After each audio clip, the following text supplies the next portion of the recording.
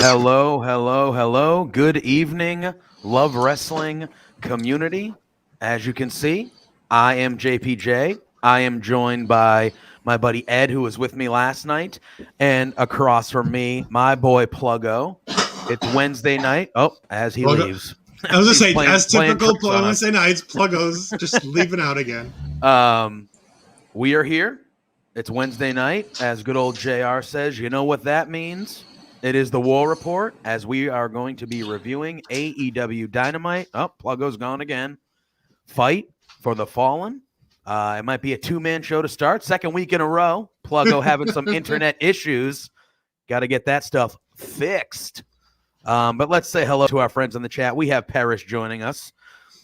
Yes, we were for a split second. Now it's going to be a two-man show until Pluggo gets back in here, which, as we saw last week, it'll probably be in a few minutes. And then we have Astrid, who joined us last night for our NXT review in the chat. Lovely to see you, Astrid. For anyone else who's watching, join in the chat. We like your comments. We use your comments. And here's the man himself, Spencer Love, saying hello. Spencer, always good to see you. Glad you popped in the chat. Hopefully the banter will continue as we get into this episode of AEW Dynamite. Look at this. We got more people in. We got our buddy Rye.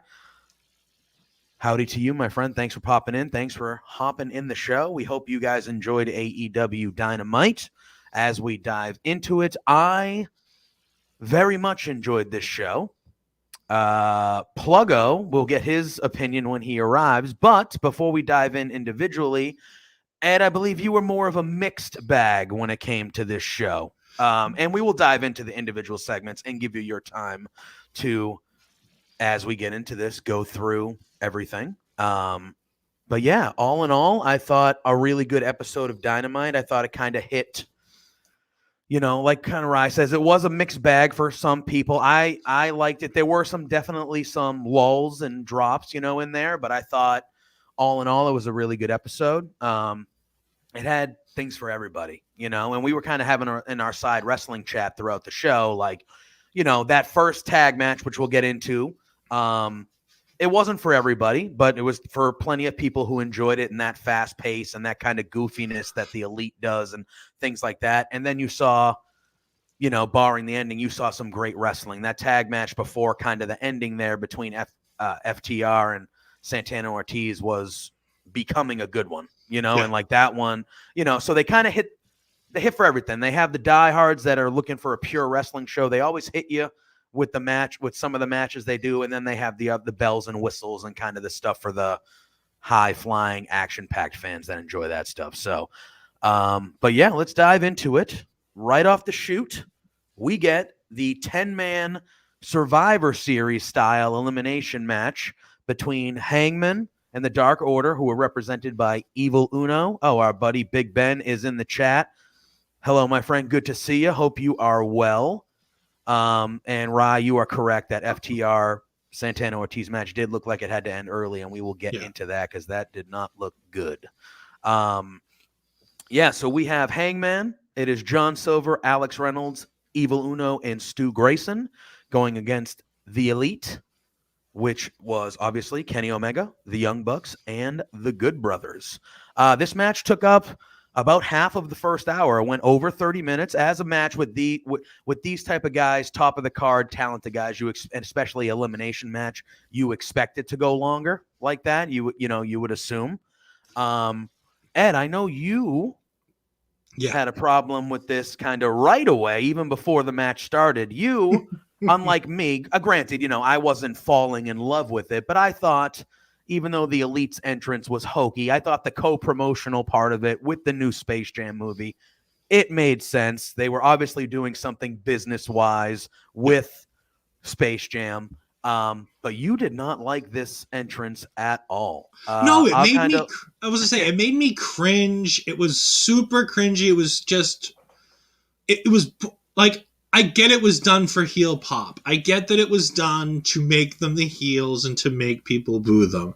But it made me, like I said to you when we were talking about this, I legitimately thought about turning off this show at 8:05. I looked at the clock and was like, I'm about to turn this show off. And the match hadn't started because they were still doing the Elite intros. And then we get into the match, and commentary felt like the terrible days of Michael Cole, Byron Saxton, and Corey Graves at their worst. Like, not once they finally found their rhythm, but when they were really bad and they were trying to find it. And Graves and Byron were just back and forth and back and forth. I felt like the commentary took away from the match.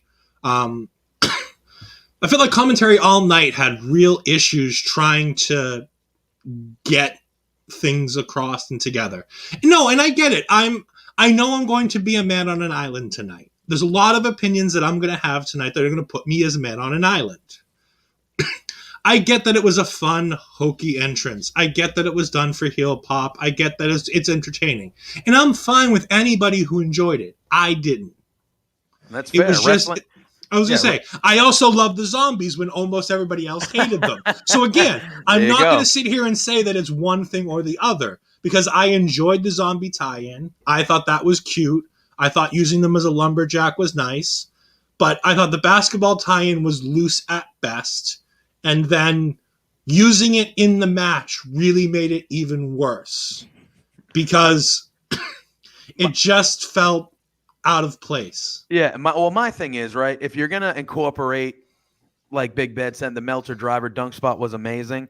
The Meltzer driver, like, it was cool the way they did it, but like, if you're going to do it, you got to hit the dunk, man. You got to hit the dunk. You know, I am not one to critique, because I will never be able to get inside a squared circle, let alone be have a smidge of the talent that any of these guys have. But like, if you're going to pull off a spot like that, you got to make sure you hit the spot. You know, and the crowd got on him. It was funny. And he recovered nicely. He just picked up the ball and did a side dunk on his own and stuff like that to get that more heel heat on him. So it ended up being okay. But my opinion is, if you're going to do a spot that's kind of like that, which is kind of like obviously out of the ordinary of what we usually see on our wrestling programs, you got to hit it. You got to hit it. Our buddy Rye says, yeah, it was an okay opening match. The finish seemed an odd choice, because I'm speculating this is to clear the deck for the new signees. Possibly. The only thing I was kind of shocked about, and again, in this type of match, it probably would have been hard, so I'll ask you, Ed. I was trying to figure out a way that they could have gone throughout this match without Hangman and Omega being physical. Yeah. You know what I mean? Like, I think the way that they did it, it's perfectly fine. I don't think it takes anything away from how much everybody still wants to see Hangman take that belt from Omega, presumably at All Out. Maybe he loses the first one. I don't know. But, like, he's the guy that everyone wants to beat Omega for that belt, right? So, I believe, are we back? Do we have a Pluggo? Or is he still not working? Do we got a Pluggo back in the building? Dude, I don't know what's going on. The internet keeps getting broken by these AEW shows. You know, it's true. The second you click that intro music on, man, all of a sudden my computer was like, nope, I'm not listening to these guys. I mean, I can't blame them. No, I'm just kidding. I'm great. But anyway, yeah, no. I'm working on the technical difficulties, but I didn't want to miss out on all the fun. Well, yeah, I mean, we're still talking about the opening match. Ed was not a fan of the Elite's entrance. I did like it. I thought it was obviously hokey, but I saw the fun in it. Ed said he appreciated people that did find it, but it just wasn't for him. I don't know your opinion on the Elite Space Jam tied in entrance that we saw before the match. I love Space Jam, I love Space Jam too. I love the new movie. I watched. Yeah, it. I actually watched the new one. Like, I heard everyone kind of crapping on it. It wasn't that bad. If you're expecting an Oscar winner going to see Space Jam, I think you're expecting way too much. You're heading in the wrong direction. You know what I mean? So it hit all the boxes for me. It was an all right sequel to an all right movie from 20 years I liked how it was a multiverse movie, and you got all kinds of, like, depending on how old school of a fan you are, you got to see a lot of different tie-ins. I love how I'd rather talk about the Space Jam movie than anything that happened in this match. It's a kid's movie. It's not for us. But it's not for us, man. No. But you know what? I liked it. So it was great. It is for me. I don't know. One of the things I wanted to talk about with this match is when you're doing a breakup spot, and then maybe this is just teething issues with AEW and not knowing camera placement, and maybe we have to give credit to Kevin Dunn as much as we all hate to give credit to Kevin Dunn, because the man's never met a camera cut he doesn't like. AEW a couple times had shots of Kenny Omega halfway in the ring to break up, and the one that springs to mind is the Carl Anderson pin spot. Anderson's being pinned two feet away from Kenny Omega. Before the count starts, Omega's halfway in the ring. There's nobody but his people on that side of the ring. And he's in almost the same spot as they're counting 3. And he's trying to get in the ring. Yeah, that's a bad look. I did notice that, and I was like, he probably should have broke that up. But yeah, or he should have like not slid in the ring as much as he should have. That actually stuck out to me too, as kind of like, usually that's not something you see. And you would figure from a guy who's so talented, and more importantly, who's been in so many 10-man, like being a New Japan star, being in a big tag match is not new to this guy. This guy's been in these matches for the last 10 years in New Japan. Like him being he knows when he needs to be in the ring, how far he should be. I honestly think he didn't know the camera was behind him and on him, and I think that was part of it. But the thing I loved the most about this match was the ending, to believe it or not. I love the fact that Omega and crew got the W. Yeah, and they did it in a cheesy way. Well, first of all, I love that the final 2 were Hangman and John Silver. I thought that was perfect. And I loved how it was Hangman against his 3 former best friends and Omega and the Bucks. It was 3-on-1 when he's standing across from them. Even though the crowd was hot throughout this whole thing, and you could tell they were kind of starting to slow down a little bit towards the end, but like when they had that standoff, the crowd was into it, and the crowd was chanting cowboy shit, and they were ready, and it was there. And then I love that, Hangman got a little ahead. He was able to eliminate Matt. He was able to eliminate Matt Jackson, but then it was just too much, and Omega used the belt, and Hangman still kicked out after being cheap with the belt shot. But then it was just the one-winged angel, and it was too much, and Omega gets the victory. But it still wants the way that they booked at least the ending of the match, which, Ed, you said you were a fan of. Yeah. It makes you still want more. It makes you want to see Hangman get the edge and get the victory down the line, because you feel like if it was one-on-one and if it ended up being a fair match, that Hangman would get the best of Kenny Omega. But Kenny Omega is the heel. He has his boys with him always. He's cheating with the belt. He's doing all these things that Hangman's just coming up just this short. You know what I mean? Go ahead. There's one other thing I have to say, and I know it's a PWG thing, and I know it's an indie thing, and we kind of had the chat about in the group chat as the show was going on, especially during this match and shortly after, about indie promotion, big time promotion, and catering to, kind of tying yourself in like WWE does, where they do one thing. They do entertainment, and they do it well. And how AEW splits the card. And tonight's card is a perfect example of that.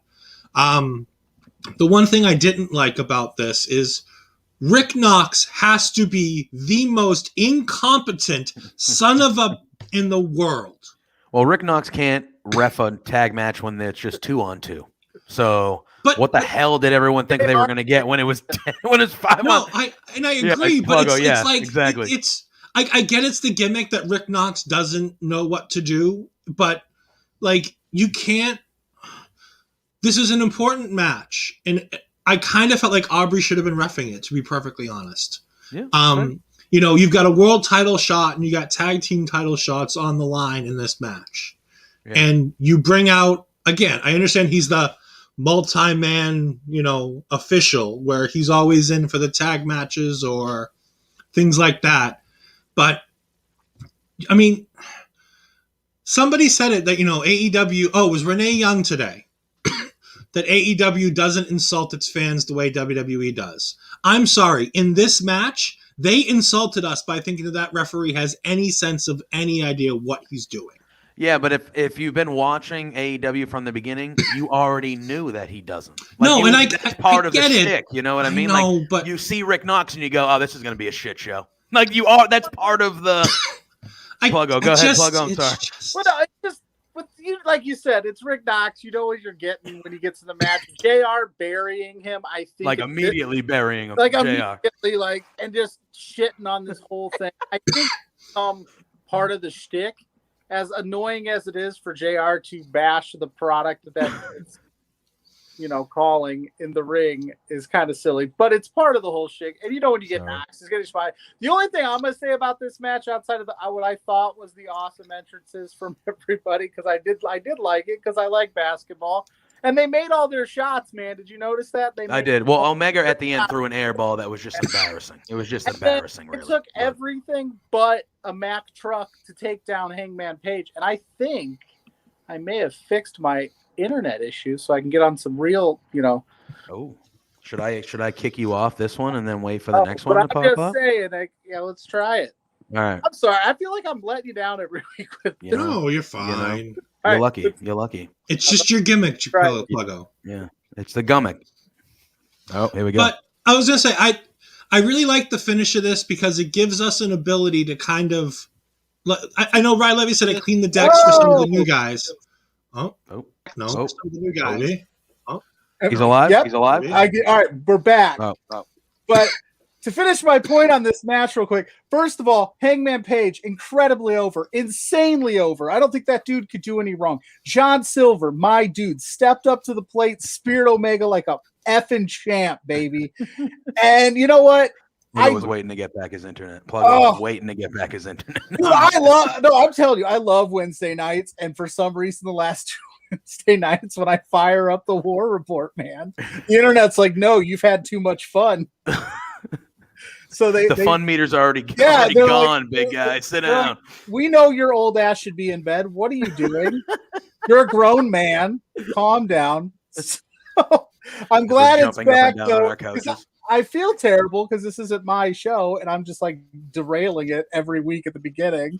You have very professional shows like you did last night, and here I am like, ooh, internet. But no, I thought it was a fun match. I did think they went a little overboard with how they took out Hangman Page. Like, I know you want to build him strong. If I'm going to split hairs, that was a lot. Like I said, outside of the only thing they didn't do was run him over with a semi. Yeah, they really. Yeah, he took a lot of offense in this match. So big time. If he were to lose to Omega at All Out, you know what I mean?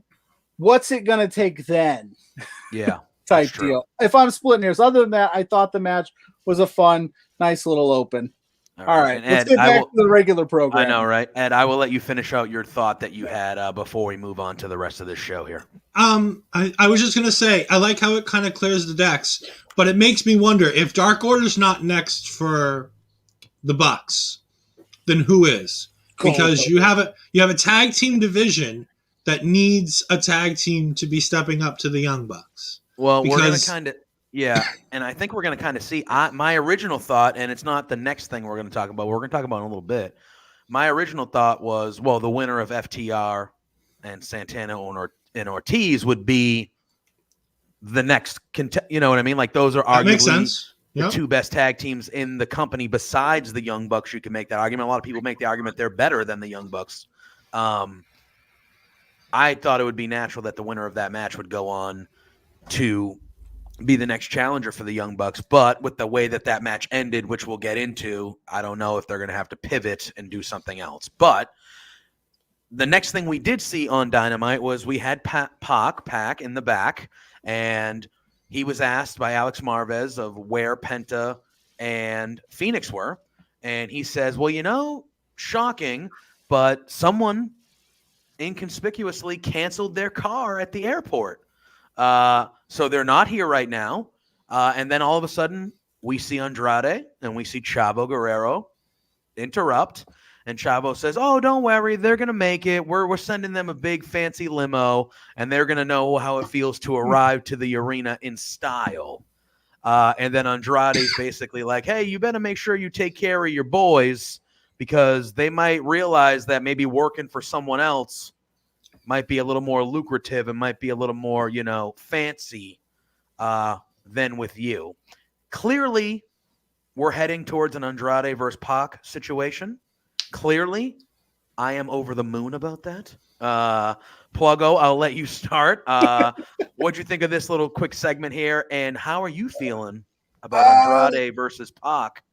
Maybe at All Out, maybe before. Who cares? Whenever. I don't care. No, I don't care. Sure. Again, this is like when you watch this program, I get fired up on Wednesdays. I love AEW Dynamite. I do too. And part of the reason I love it so much, and I'm not rewriting wrestling Twitter by any stretch, but how do you have Pac and Andrade in your company and let them both go? And this is what you could have, right? So the only thing I was like, when Pac was like, well, I think somebody canceled their car, I was like, I can't even figure out how to cancel my own car, let alone someone else's. But hey, we'll roll with it. Andrade looks like $1 million. Pac being on your TV screen weekly is not a bad thing at all. I'm all for this. Please make that happen. If it happens at All Out, that show is going to even get bigger and better than it's anticipated. So please put them on my screen. More the better. That's all I got on that. Yeah, you telling me at All Out, you wouldn't like, how good of an opening match would that be? Just Andrade and Pac. Here's 20 minutes, guys. Go tear down the house to start the show. Okay.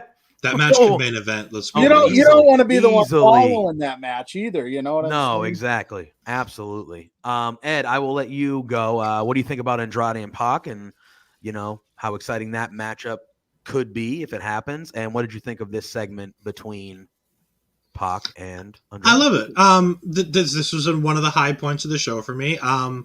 I love Andrade. I think he's great. Him and Chavo were good together. I'm really curious as to who the third guy is in the background. I don't remember if they introduced him last week or not. I can't. If they did mention his Butler. Yeah, if they did mention his name, I can't remember it. But he's the guy that he looks familiar though. Clothes and stuff, Yeah, he looks familiar. He's cool. This whole gimmick of Andrade is fantastic right now. Andrade versus Pac.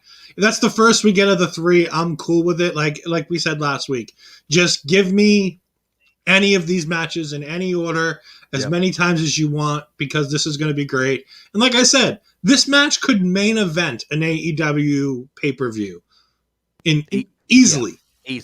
Easily main event. And, no matter where it is on any card, it could easily be the match of the night on any given time that these guys are in the ring. They're just that good. We then get the Ricky Starks FTW Championship celebration in the ring. We see Taz kind of in like a raised, almost like DJ type, promoter type thing. And he calls him out to the ring. Ricky Starks gets in the ring. There's like a jazz marching band ringside. They got the trumpets and the tuba and all sorts of things. It's a celebration. Starks, he starts talking about how he won, obviously how he beat Brian Cage for the championship. He said, and in doing so, we got rid of some garbage. In referring to Brian Cage, he says that he is the anchor and always has been of Team Taz. And then he kind of goes off a little bit, and he kind of shows just a glimpse of how good he can be on the mic. I think the beginning of this promo was a little clunky, but when he started hitting the stride there, it was good. He says that, he could overlook certain things when they were together, like Brian Cage costing him a few matches here or there, whatever. He could overlook that. But what he couldn't overlook is that when he broke his neck, Brian Cage never even called to check up on him. And he was selfish. He was inconsiderate. He's not a good team player. And he says, he goes, I'm a star. And that's something that you've been trying to find for 17 years and you still haven't been able to find. And I already got it. And then he says, and even when they stood you next to me, you couldn't even get an ounce of this charisma to move over to you or try to even rub off on you at all. And I thought those kind of lines there were like, oh, very, very good by Ricky Starks. Brian Cage then comes down. He takes out a bunch of the band members, and then Ricky Starks and Hook run off. Obviously, we're going to be heading with Cage trying to get back at Ricky Starks. Ed, I will go with you first this time. What did you think about this celebration? I know you said before the show that the beginning of it, you were still getting over the anger of the opening match, so you missed a little bit of the beginning. But I did. What did you think of this segment? Ricky Starks is a star. Like, AEW has done a great job of. AEW has stars now, and they're making stars for in 5-10 years' time. This company right now, guys signed today that in 10 years from now are going to be in the position of Kenny Omega and the Young Bucks. You have your Jungle Boy, Jack Perry. You have Marco Stunt. You have Andrade. Mm-hmm. You have Ricky Starks. You have Darby Allin. Yeah. MJF. That's MJF. And that's just off the top of Sammy Guevara. Yep. That's like 7 guys that can be again, and how when they first started AEW, what was the Elite with Cody in there? 6 or 7 guys that you knew were going to carry this company, and they already have that next 6 or 7 guys that, like, in 10 years from now, when those guys are done and maybe just executive producing or doing other things, producing, agents, whatever, like you said, you have that core of these next guys that are going to carry this company. And there was one more thing I wanted to mention in this segment, and it's more salty JR. Just like, again, this is commentary again throughout the night. One of the things I'm going to talk about, because I noticed it a lot tonight, commentary really got on my nerves tonight. And this is another line. Oh, trombones don't belong in wrestling. And I'm like, really, JR? You're going to take a shot at Xavier Woods? Like, you can take a shot at everything that WWE's doing. Yeah. The one guy I'm just like, no, JR, you're not allowed to do this. Yeah, is taking a shot at Woods. Yeah, like universally, that is like kind of loved by like anybody in the New Day. Those 3 guys are like untouchable, right? Like everybody loves those 3 guys.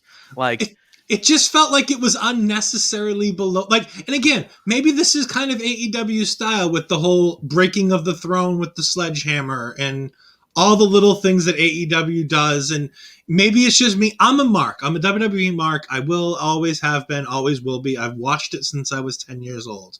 No matter how bad the product gets, I'm going to watch it. Oh, yeah. But it's just like things like this just look at me. I'm like, JR, really? Like, really? You want to take a shot at Woods? Pluggo. But no, otherwise, Ricky Starks is the man. Ricky is the man. Yeah, oh, yeah. And he like you said, the guy's money. He's going to be a star.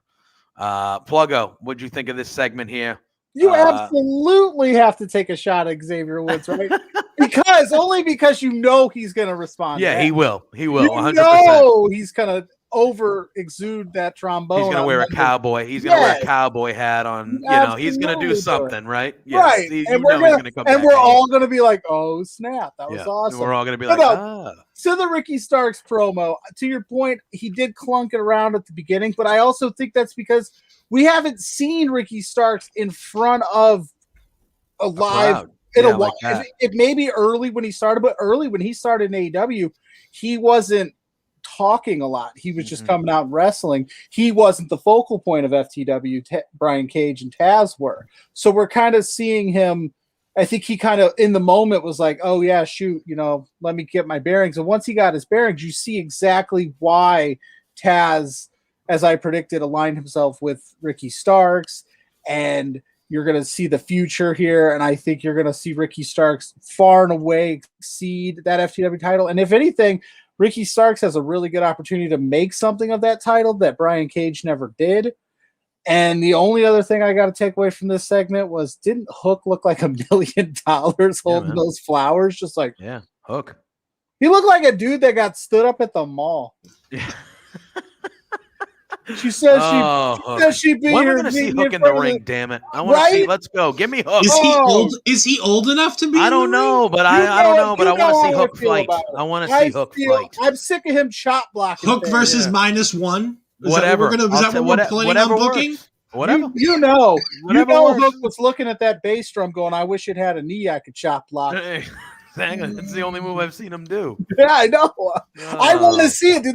That dude probably is going to blow us all away. Oh yeah, probably. Oh my god, he's probably going to be like the next best thing ever. And I don't know. Right now, he's just chop blocking. But hey, whatever works for him. All right.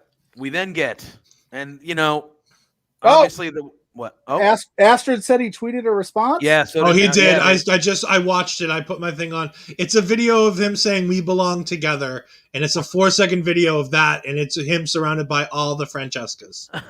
Oh, that's fantastic. See, wrestling is fun. Yeah. Right. We then get the tag match. This was the match I was looking forward to the most. I mean, obviously the Nick Gage stuff was like the thing I wanted to see the most because I just wanted to see how it went down. But I was really looking forward to the FTR Santana Ortiz match. And up until the ending, it was building to a point where it looked like it was about to, like, you know, hit the apex, and it was going to be like, oh man, this is two of the best tag teams in the world doing what they do. I thought the match was good anyway, up until we kind of got what we got. There seemed to be a corner spot later on in the match where Cash Wheeler got either caught in the corner or something from the corner stabbed him or punctured a big gash in his arm. He was holding it. There was blood. You could easily see the blood. And he immediately left the ring, like he went right to the corner of the ringside where the doctors were. And then we saw Dax just kind of hit a good old standard brainbuster on Ortiz for like a quick kind of out of nowhere 1, 2, 3. So obviously it was something where Cash was not going to be able to continue with what was going on. And they were like, we need to just end this match because he's got to get taken care of. So it obviously did put a damper on what I think was a good but might have been becoming great tag match. Pluggo, I'll lead with you. You know, weird ending aside, what did you think about the small? It was a short match too because of that too. What did we think about this small sample size that we saw with FTR and Santana Ortiz?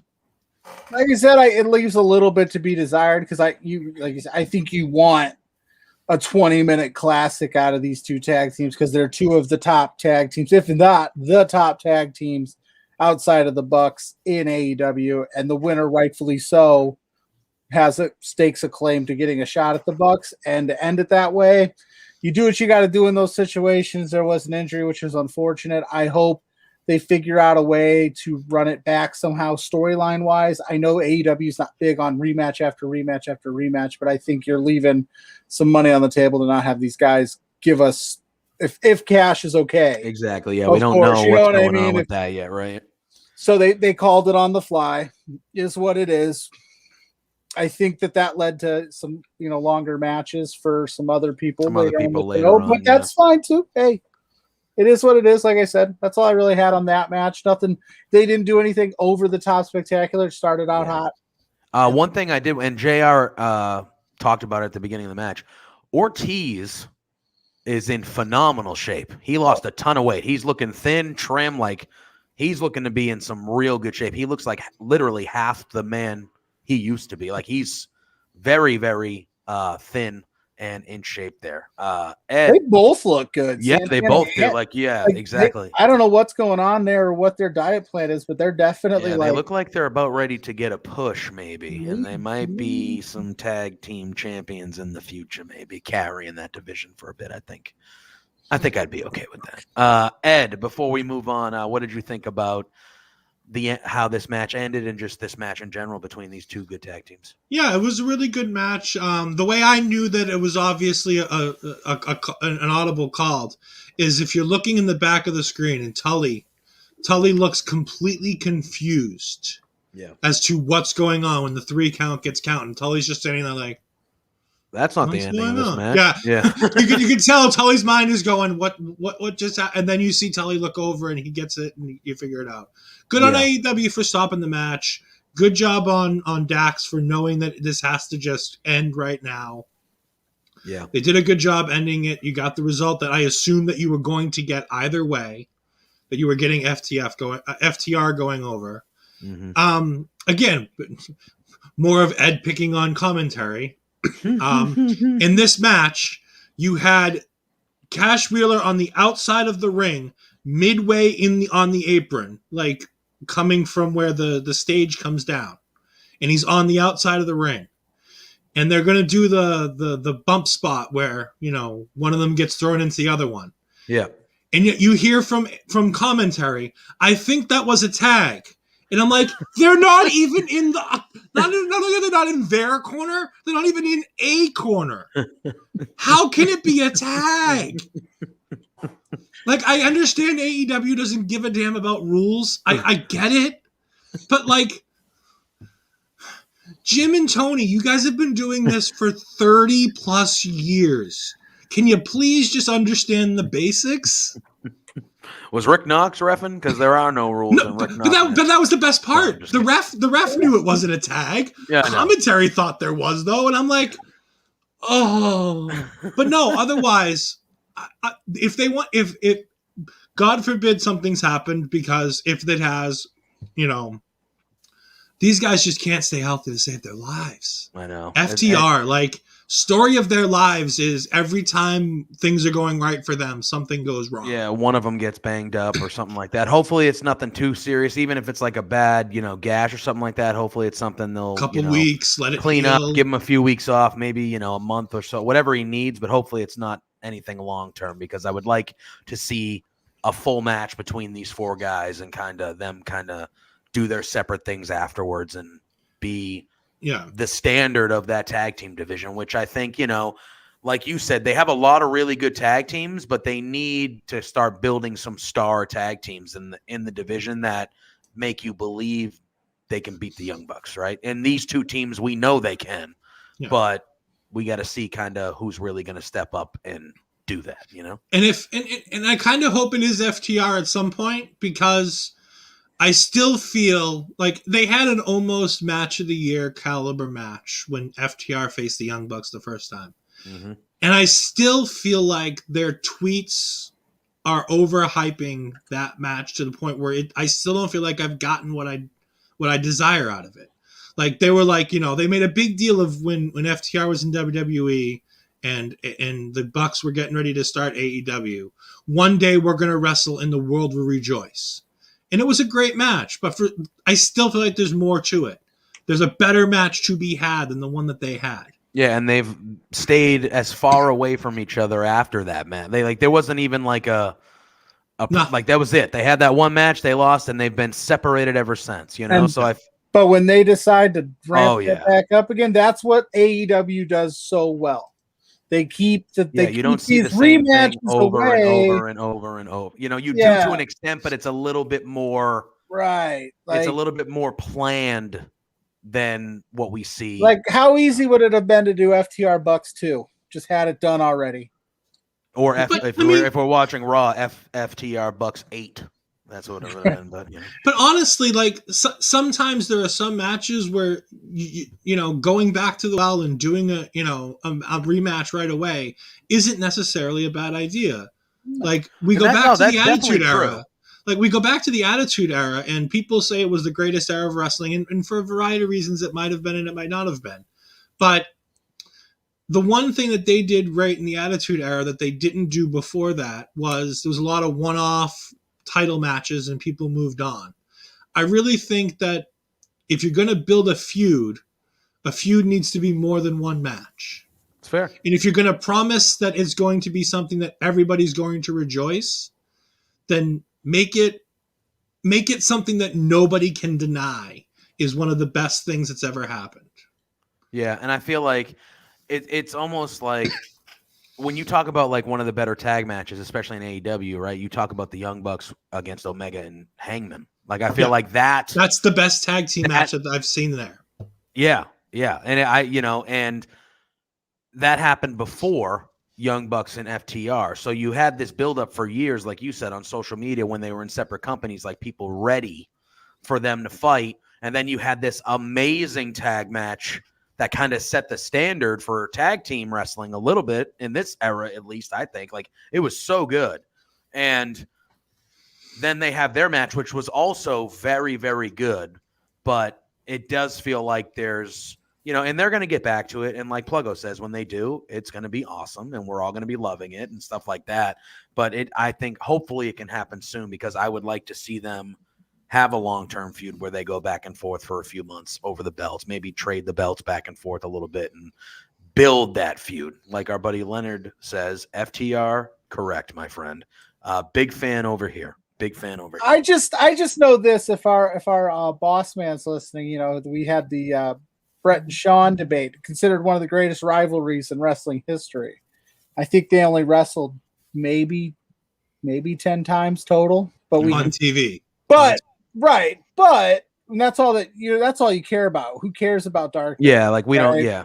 So my point to that is like, you want to space it out. You want to give them something to do. If you would have just immediately gave the FTR rematch, or if I just like that. I like that Hangman and Omega has been culminating. Yeah. It gives me a reason to keep watching because then they're only 2.5 years in. You don't want to burn out all your great rivalries right away, So they're doing a good job of spacing it out. Yeah, probably could happen sooner. I think it's going to happen sooner than later if FTR is, stays healthy and good. Yeah, because I think the thing with the EVPs, and I think everybody that kind of craps on AEW is also doesn't pay attention, doesn't realize that they took the first year and none of them really won belts except Cody, right? Yep. So they were building this crop of stars. Now they're in we are the elite. Let's get those belts. Let's establish us again. And I think you're going to see them, slowly start to build this new crop of not young stars, but now we've got the Malachi Blacks, the Andrades. We're, potentially have CM Punk and Daniel Bryan. We've got Christian Cage. Let's let them do some stuff. So I think there's going to be some ebb and flow here. FTR, I don't think the Bucks are going to keep this title through Revolution. Yeah, I would agree. I think they're getting rid of it at some point within the next couple pay-per-views. And then the other tag teams are going to kind of be given their time to shine for sure. All right. We then get Tony Schiavone backstage with Britt Baker, DMD. She's showing off a cast. She has a broken wrist. She broke her wrist. Man, another one that unlucky. And again, they're not going to take the belt off her. I'm assuming a broken wrist, maybe a month, maybe a little longer. They're going to keep that on her because the match at All Out, it's got to be her and Thunder Rosa, I would think. That's where they're going to go. So. You have to have that. Just another one. Like we just talked about FTR, the Revival, and kind of throughout their career, their unluckiness with injuries. Britt Baker, and it's been Nyla Rose both times, unfortunately. It has been the one that has injured her, and she references it in the promo. She says, hey, you've shown me twice now that you don't lie. You do break bitches, which is one of Nyla's catchphrases there, so I thought that was good by Baker. She also says that even with a broken freaking wrist, she was still able to beat her last week and retain her title. She says that she's the baddest bitch on the block. She made Nyla Rose tap out. She also says that she keeps on getting hurt because everybody's trying to get her and everybody's trying to tear her down. She says that she and Rebel are going to get somebody who can protect them at all times. And she says, and for everyone holding their breath, waiting for me to mess up and waiting for me to lose the title, have fun waiting while you suffocate. That was the quote. So she's not going anywhere. I'm intrigued to see who this person is. Muscle. Will it be another female? Who could it be? I don't have a guess right now. I can't even imagine who it could be. Ed, I'll let you lead. I was going to say, I don't know what her contract situation is, but my guess is Jessica Havoc. Okay. That'd be a good one. What did you think of this little segment with Britt Baker? I thought, again, she does what she does. She's awesome. One of the best they have in the company on the mic. She's entertaining. She's smart. She's a smart ass. She kind of hits at all those buttons. I thought it was another good, quick, effective promo from Britt Baker. It's almost like she's been learning from somebody whom she lives with or is, closely aligned with, who might be one of the best on the mic in this generation on the indie circuit. I mean, I can't think of any names of, anybody who, might have taught her a thing or two about being, a dick on the mic, but damn, she's really good at it, right? Like she's got some practice. Very good. I'll fight you, Ed. Britt Baker taught Adam Cole. Maybe. I mean, look at they are both at the top of their games currently. Oh, absolutely. Like, they are both. Adam Cole's been doing it obviously for a longer time, but there were times this past year where Britt Baker was outperforming Adam Cole weekly. No. I'm not trying to say that Adam Cole is responsible for this. I'm just saying, like, you can see Adam Cole promo I'm sure style. They feed off each other, and they. I was going to say, like, you can see his style of promo when she's on the mic. You can see it almost as an Adam Cole promo. Like, it's that good. She's at that level this quickly, and her in-ring talent is top notch. This girl is. We should have had her when we were talking about in 10 years who's going to be running we did this not show. mention, We didn't She's mention Britt definitely Baker, in and we that should list. have. Yes, we should have, for sure. Pluggo, what'd you think of Britt Baker here in this promo? You already know, baby. I am a Britt Baker. Loved it. I am a Britt Baker stan. She could stand there and not say a word, and I'd just be like, DMT. No, good stuff. Quality promo. She foreshadowed some potential new partnership. I noticed that Astrid said Ruby in the comments. Yeah, I was going to say. That would be cool as hell. I'm a big Ruby fan. I don't know if that's quite the muscle that you want. Because I don't know. Again, I mean, I've stood next to Ruby Riott, and I'm taller than she is, and I'm not knocking the lady. She's fantastic. I just don't know if I think it's going to be somebody like he said, maybe a Jessica Havoc. That forbidden door is wide open right now, right?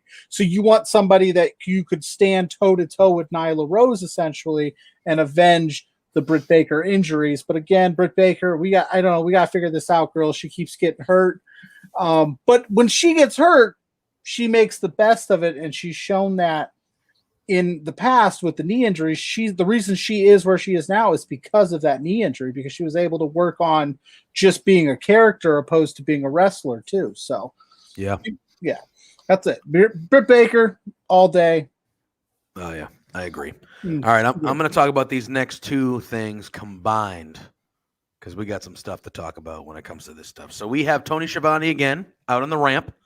I thought for some reason, I figured they promoted it as Tony Khan making a big announcement, but it ended up being Tony Schiavone making the announcement kind of for Tony Khan and just for AEW. But either way,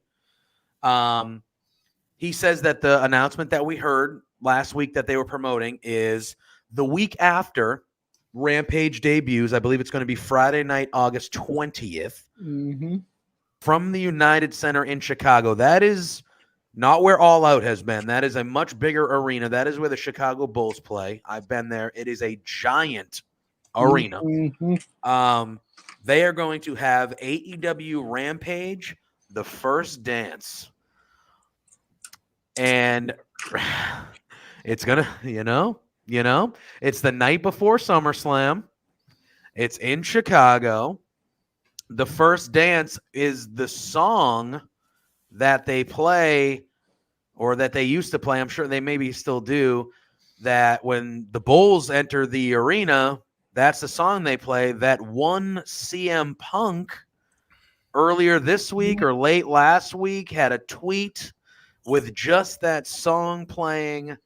The crowd, when they showed this graphic, a huge CM Punk chant. I got goosebumps. I was like, yeah, obviously. Right. It's too obvious to not happen, I think, at this point. But we then, to make it even more obvious, or to tease us even more, Darby Allin, I love him, that tease.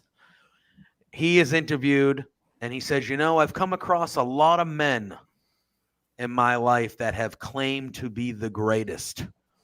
And AEW is really the only place where you can prove it, even if you think you are the best in the world. Good God. Who could that Pluggo, I'll start with you this time. So, good Lord. So, like you said, I expected Tony Khan to come out and kind of steal this thunder. Credit to Tony Khan for not just making himself a focal point of all this stuff. I think we've only seen him on air a couple times. Good for him. I know people were worried about that, but hey, I digress. Chicago, you are correct. That is that is what the Bulls starting lineup is announced to, and also that's what I announced my wedding party. When they came out after the wedding to the reception, I had that playing in the background. So shout out to my wife for allowing me to do that. So it took me a few minutes to realize why they were calling it the first dance, because I was like, wait, the Rampage on the 13th is the first one.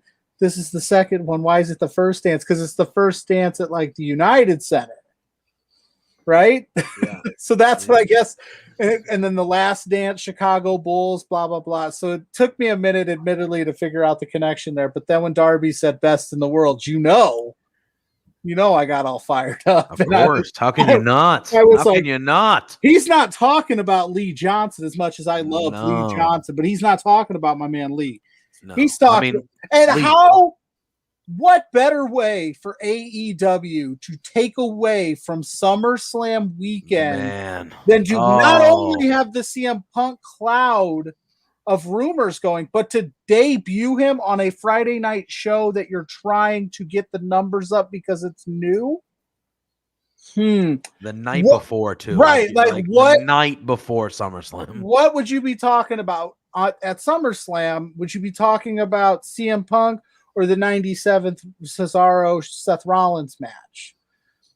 I'm being kind of facetious there, but you get what I'm saying. Like, if you want to steal the weekend, because there's also a big boxing match that weekend too, and the reason SummerSlam's on Saturday is because there's something on Sunday too. Just do it. You steal the whole weekend if CM Punk comes back. Yeah, and it's without question. Like, and it's not a fault of anybody else, right? Like, if CM Punk comes back on that Friday, the wrestling world is talking about CM Punk that whole weekend. And that's the news. It doesn't you don't have to pay for a flight. Yeah, and like I said, for me, if I'm trying to make a splash, I know everybody wants him to come in at All Out, right? Show up at All Out. But you leave big money on the table by not just announcing he's going to be there. Because if he doesn't show up at All Out for whatever reason, right?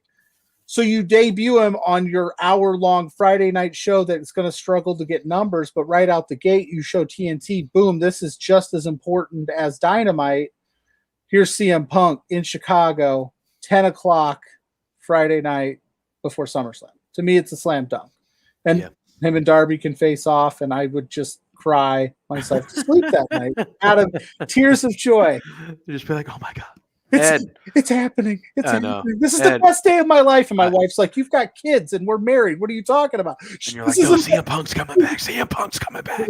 This isn't about you, honey. Yes, God, let me have this one, please.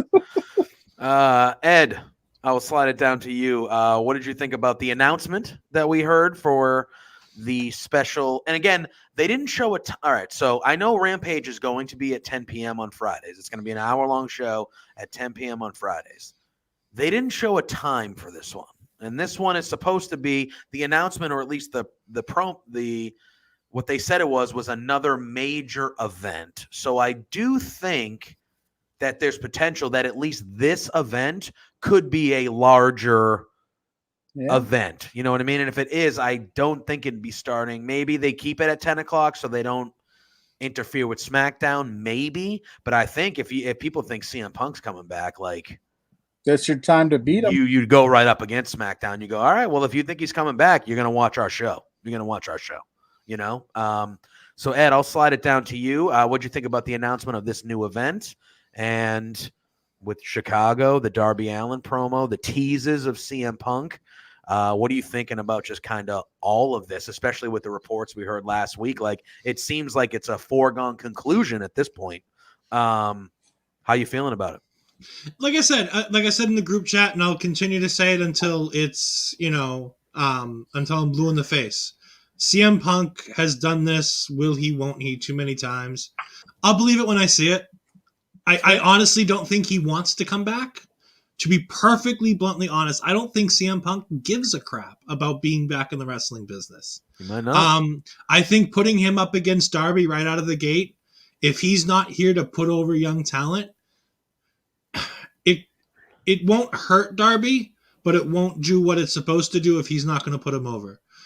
But that being said, this is a huge deal for them running the United Center because WWE doesn't run the United Center. No, they go There's a reason why WWE runs Rosemont. Yeah, exactly. I was just looking it up as Pluggo was talking. Rosemont seats for wrestling around 18,000 people. The United Center capacity with standing room for a wrestling event is over 20,000. Yeah. Now, will they sell it out? Probably. If they're promoting, if they're insinuating CM Punk is going to be there, it's going to sell out.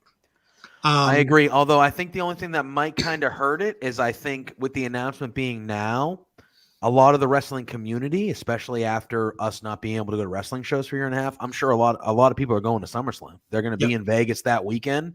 So that might take a hit of a lot of people that might have traveled to Chicago for a big event, especially if you think now CM Punk might be there. You know what I mean?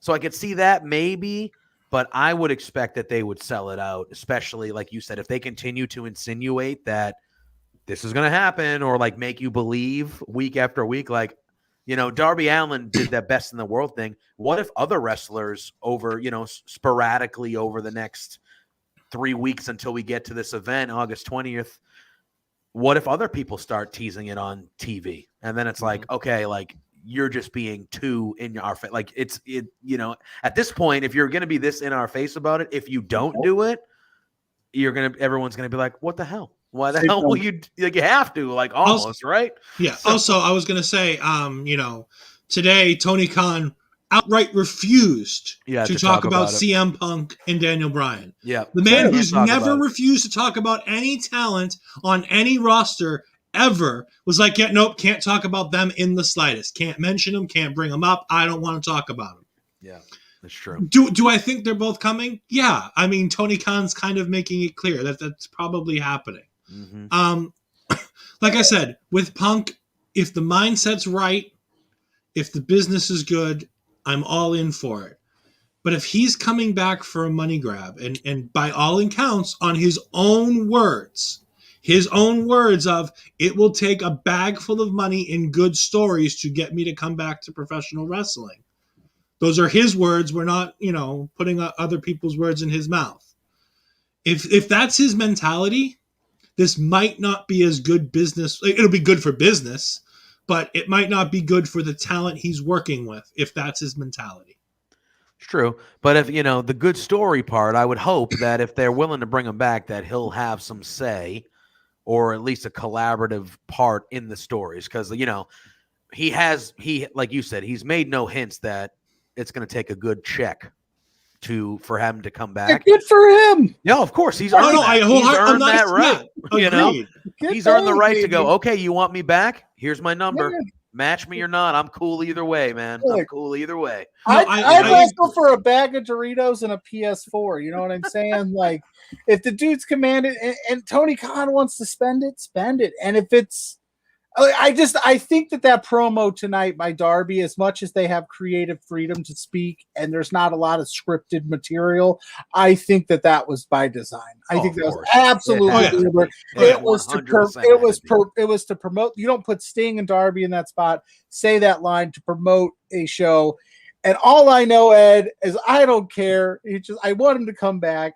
I don't care how he comes back. I don't care who he buries with a shovel. Just come. I don't think he would do that. I think CM Punk, the way he left the WWE, I think a lot of people understand, like, he was the guy that was getting buried. For him to come into AEW and be the John Cena where he's doing all the, burying, I don't think he would do that. And I think a lot of the guys that are coming back, are putting a lot of young talent over, and you're not seeing a lot of shovels being brought out because I think they're trying really hard to build this up. And if you can get CM Punk, and he doesn't even have to face the Darby Allins of the world. If you can get CM Punk against any of the guys in the elite, like, those dudes are bulletproof. You know what I mean? Yeah. I could talk about this all day. And then, Ed, I'll read this and then I'll let you answer this question before we move on. LJ asks, how is being paid your worth and wanting a good story a bad mentality? And okay, so this is what I'm going to say about that. Him wanting to be paid what he's worth is not is in wanting good storylines is not bad. I completely understand why you would want both of those caveats. My thing is that in 7 years, this guy has done everything he can to distance himself as far away from this business as possible. As far away. He went to UFC. He's told many people, I am no longer a professional wrestler. I don't care about the wrestling business.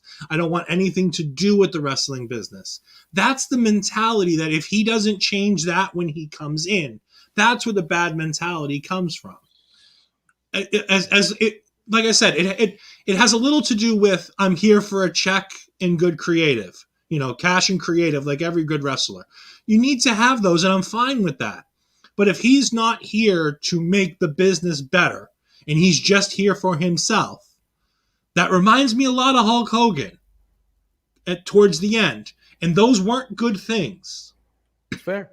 I think, I think the fact that he's been gone for 7 years, I don't think he would come back unless it was a perfect scenario. That's kind of how I view it. I would hope so.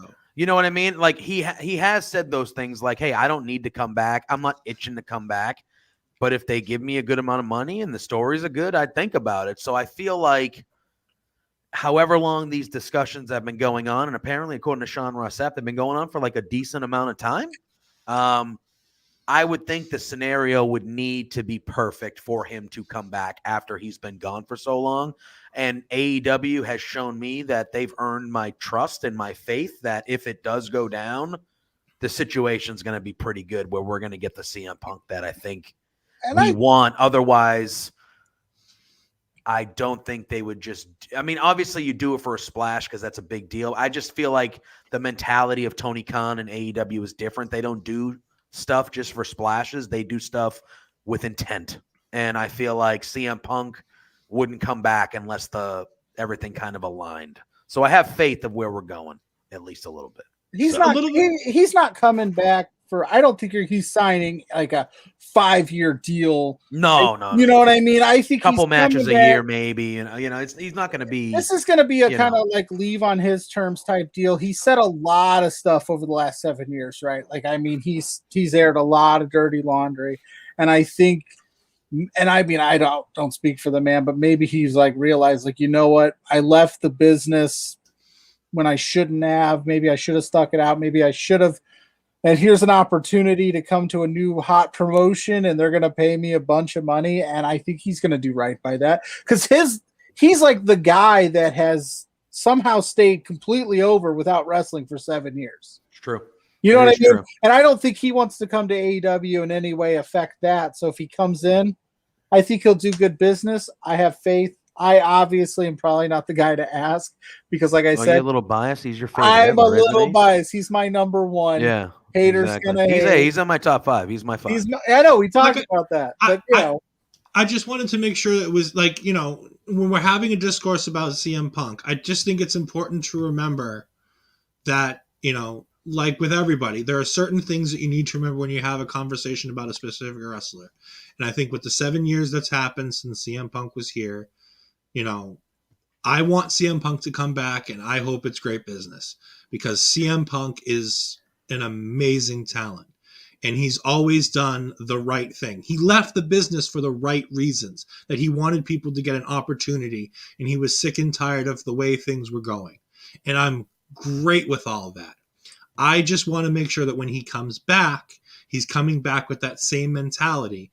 And if you're going to put Darby Allin in that position, he's a young star. The last thing you need is to have him damaged by a guy who's just here for himself. That's the only reason why I say that. Just because if it had been anybody else other than Darby or Jungle Boy, I wouldn't even think twice about saying it.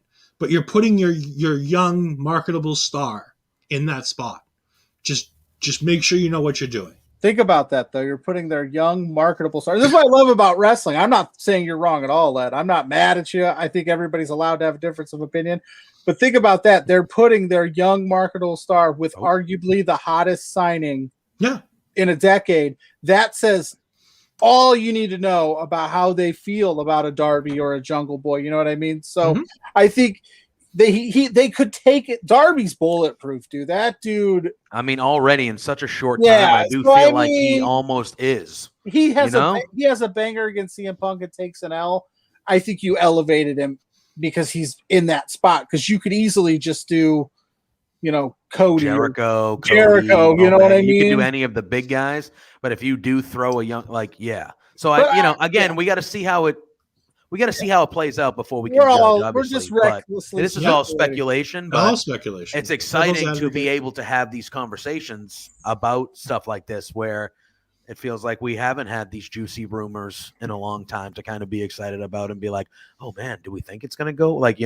So just the fact that we're able to have the conversation is exciting. You know what I mean? It's quite the time to be a wrestling fan, for sure.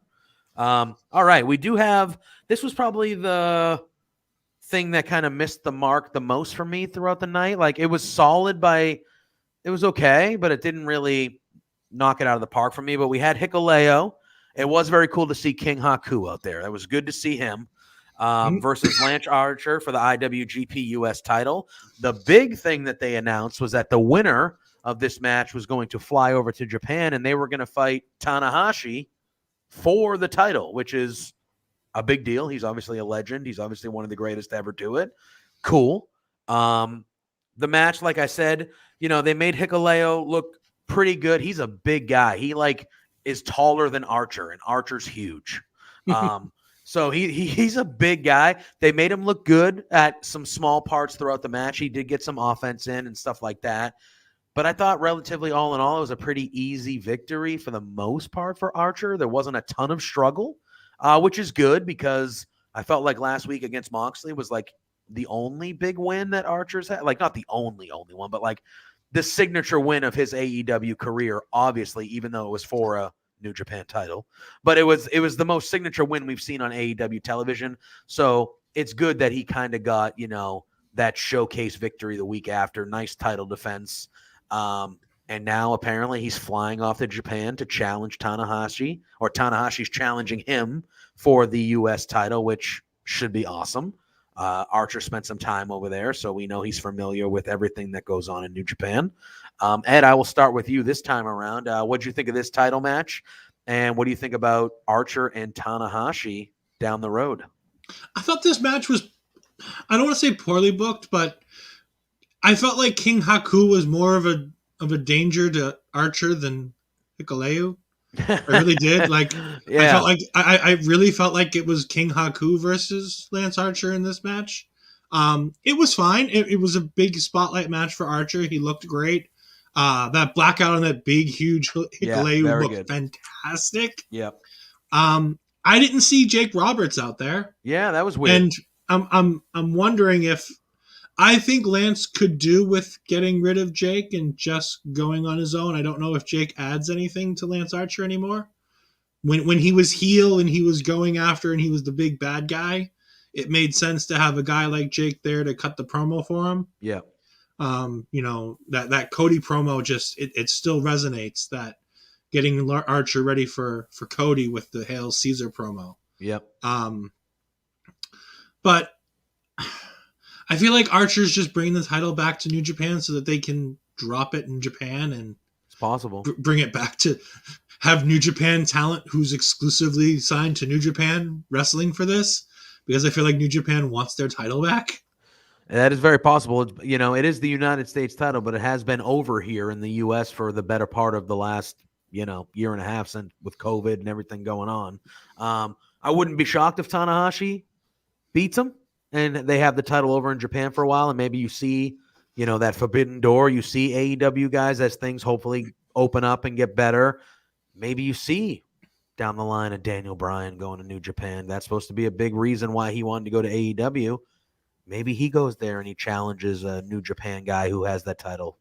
Daniel Bryan and Tanahashi for the US IWGP title is something I'd be very excited about. So a lot of things that can happen, especially with the Forbidden Door, which we hear a lot about a little bit later from in a promo from a former IWGP US champion that we will get to when we get there. We then get Marvez backstage right at the producer's booth with Cody. He's asking him about his match next week against Malachi Black. And before Cody can even answer, Malachi Black attacks him. They start brawling. They brawl all the way out, up the stairs, up the ramp to the ringside. And when they brawl out on the stage, they get separated. Black kind of gets the best of Cody there. And he's kind of talking a little bit of trash. The crowd really chanting for Black in this segment. I almost felt like when they were trading blows, when Cody hit, they booed. I think they booed Cody, and then they cheered when Black hit his. So I think Black is the heel of the story here, but I don't think the crowd might go that way. Then they get separated, and then I believe it was Fuego del Sol. Poor guy got a black mass directly to the face, knocked unconscious. That ends this quick little segment here, promoting the match for next week at Homecoming, going back to Jacksonville. We are going to see Malachi Black's first AEW official match against Cody. He better win it. Better win it. And I'm a Cody guy. I don't dislike Cody, but this is the one that Cody doesn't need to put himself over. Nope. The Malachi Black should win this match next week. But yeah, I'll go to you first, Pluggo. What did you think about this brawl, and how excited are you for that match next week? Cody was about to cut what sounded like another one, because he's like, in this world, and then boom. Done. Yeah, boom, right down. My first thought was that poor white suit, man. It's going to be so dirty. Like, how are you going to get the stains out of that? But I'm excited for this match, and you are correct. They're starting to turn on Cody, and as much as I get flack sometimes when I say this, but I think Cody Rhodes is smarter than we give him a lot of credit for in the wrestling community. He's been planting these seeds of like heel turn for a long time. And I think now with Black being so over with the fan base already, why not now, right? Yeah. Because it's going to take some shit to beat him, right? You said Cody better lose, but if you wanted to have Cody win, which I do think would be the wrong decision, I think you need to establish Malachi as a dominant force to be reckoned with, take out Cody as his first opponent, and then just take him to the moon. But if you're going to beat him and you're going to plant more seeds, doing it in the nastiest heel way and going to – because, I mean, we saw it with QT Marshall with Cody. Yep. He's low-blowing QT Marshall. He's doing extra crossroads on him. That's heel shit. Yeah. Oh, yeah. I'll put dollars in the swear jar. Don't worry, Spencer, if you're listening, I got you. But it served a good purpose. It gets me excited. It sells a ticket, and that's for next week. I mean, I can't wait to see it. I'm interested to see what they do. But it is time. I think it's time for Cody to make that transition because he was above all the factory stuff. He served his purpose there.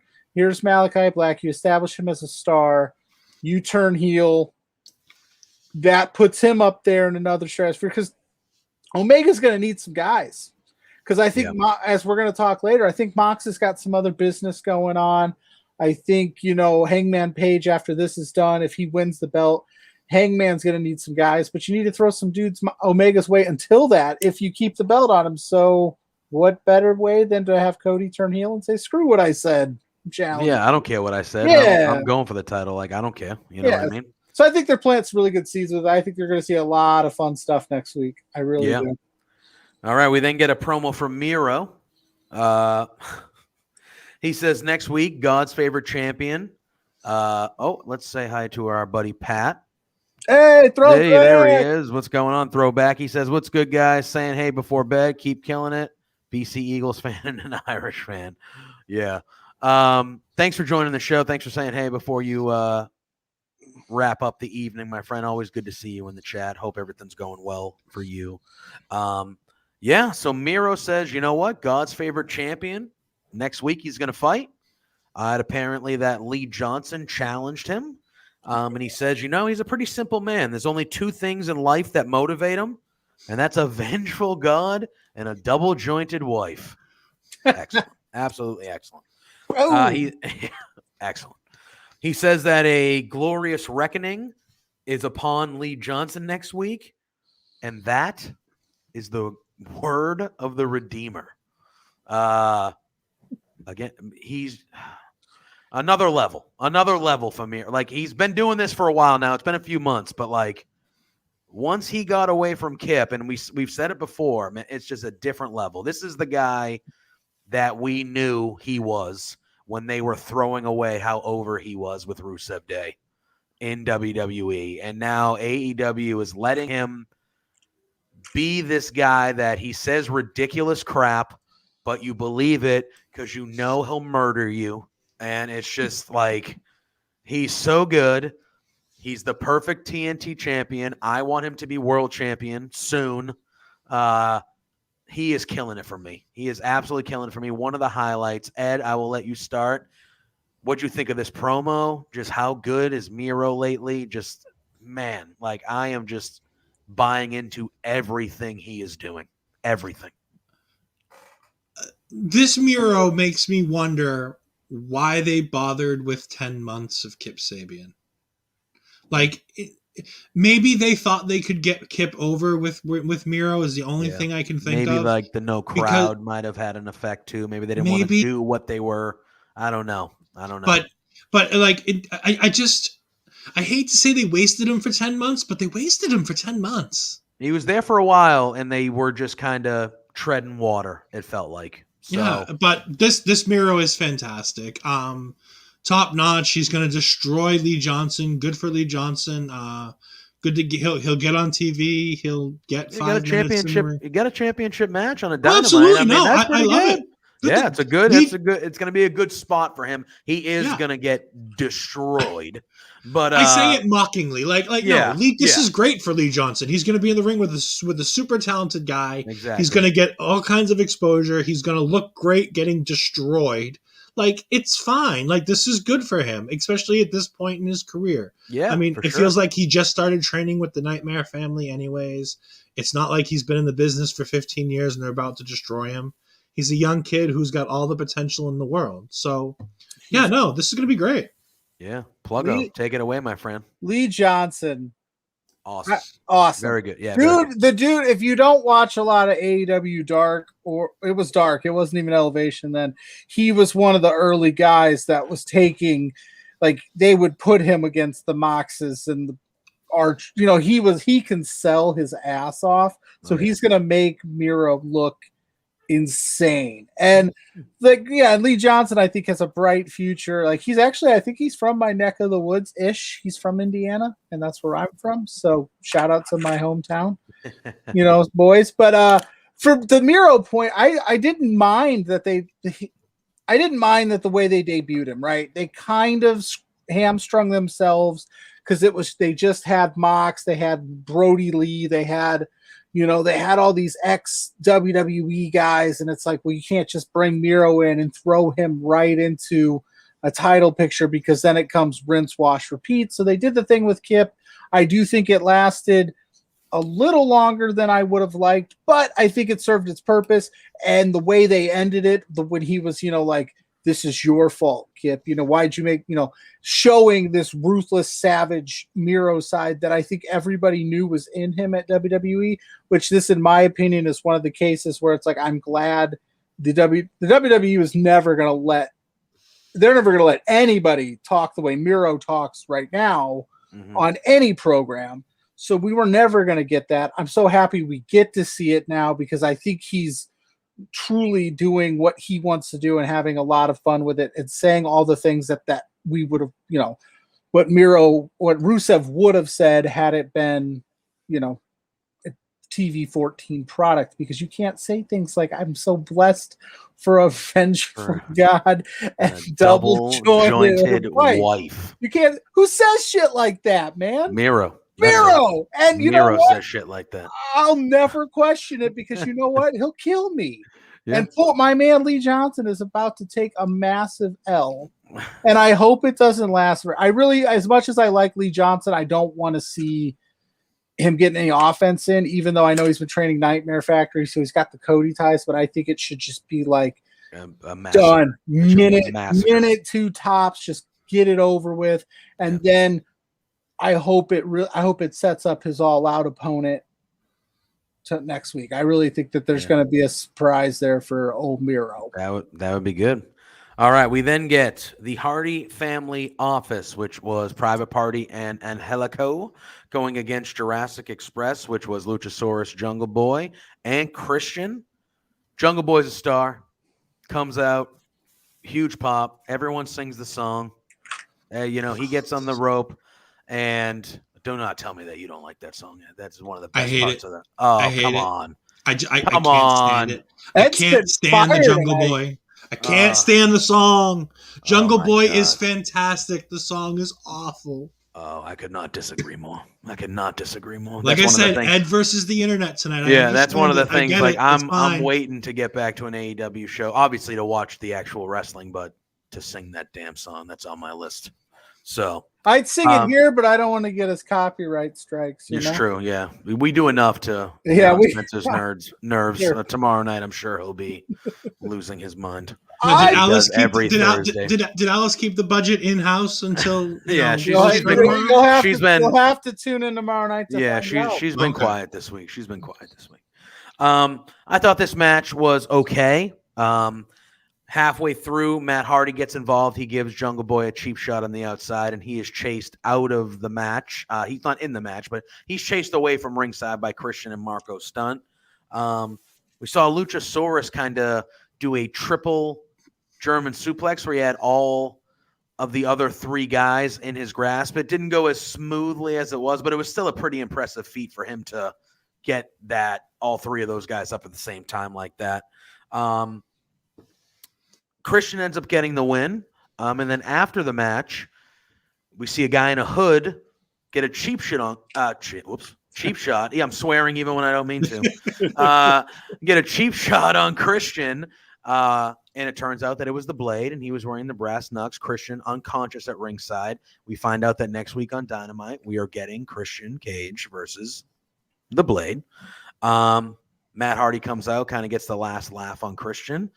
Even though his office lost the match. Again, this was another one of those matches that I felt like it was okay. It was a filler kind of match to what we were seeing. I don't know if it went a little longer I don't know how the timing was affected due to the FTR stuff that happened earlier, because I have a feeling that match was supposed to have some more length behind it. So I don't know where the extra time came from, but this match, again, it was okay, but it really didn't do much for me. I'm glad Jurassic Express and Christian got the win. They're the ones that need the win there.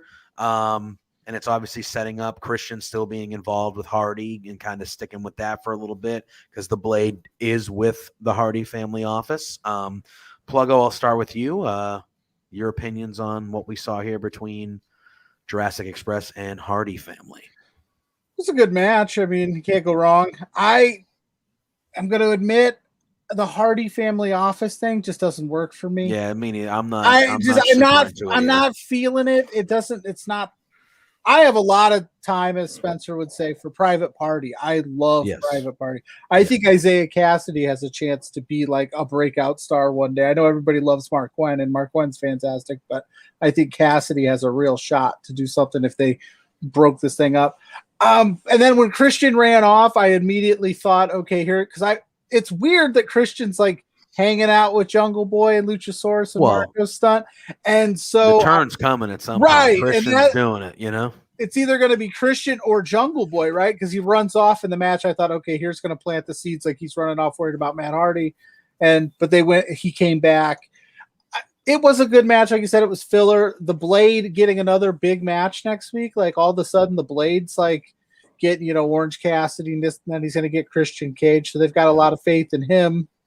I'm glad they're using him though, because the Butcher's hurt, he's out right now, and I'm glad that they're still using him. It's not one of those situations where it's like, oh well, your tag partner's out, so go sit in the back. Well, and they're doing that with however long, and on Helico too, because I think Jack Evans. Yeah, Jack Evans is a little banged up too. Same thing. I want to know what lives in that dude's head. And Helico, he just dances, man. He's just chilling. He's always grooving. It might be ecstasy. I don't know though. All day, like even when he's wrestling, I feel like he wants to do it, but he's like, "Oh shit, I gotta do it." Yeah, I gotta be. He's always like, "Ooh." Just it was a fine match. Jungle Boy's insanely over. I love it, but I do think I can see this being like one of those times where it's like the young star getting overshadowed by Christian Cage, and I don't think they'll turn Jungle Boy, but in my mind, that just seems like so much fun to me, like a heel Jungle Boy for some reason. Just I can't escape it. I don't think it'll happen. So we'll talk about what Ed's thoughts are. But that's where I'm living right now. Just angry. Look it's good to think about crazy stuff that might not happen. And I just my last point to the match is I've come to love JR's just stubbornness and not wanting to say Jungle Boy. Oh, Jack Perry. He goes Jungle Jack Perry. Jungle Jack Perry. Can't just say Jungle Boy. He won't say Jungle Boy, and I hated it at first, but now it's grown on me. God damn it, JR. Yeah. Ed, what did you think about this match and kind of the fallout that we saw with the Hardy family and Jurassic Express? I agree with you guys with a lot of the stuff. The Hardy family office is a mess of guys that don't belong together. None of it works.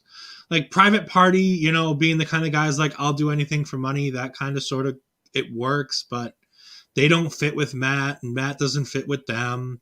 They're stars, and they feel like nothing right now. Like I know this is Love Wrestling, and I'm trying to be critical and at the same time, be positive. These guys are so talented and they can do so much. And if you're not going to do anything with them, I wish they were overworking an Impact with it. If you're going to do a talent exchange, how cool would it be if these guys were in Impact and working with Violent by Design or working with any of the great, tag teams over there, and just getting some time and getting tag team reps in and being considered more than cannon fodder for Matt Hardy in 2021. It's fair. Yeah, I think the Matt Hardy stuff, at least this part of it, and it's not because of the guys and the girls that are in it. I like Private Party's really good. I like the Butcher and the Blade. These teams that are with them, they're talented acts and they're talented performers. It's just the whole thing in general.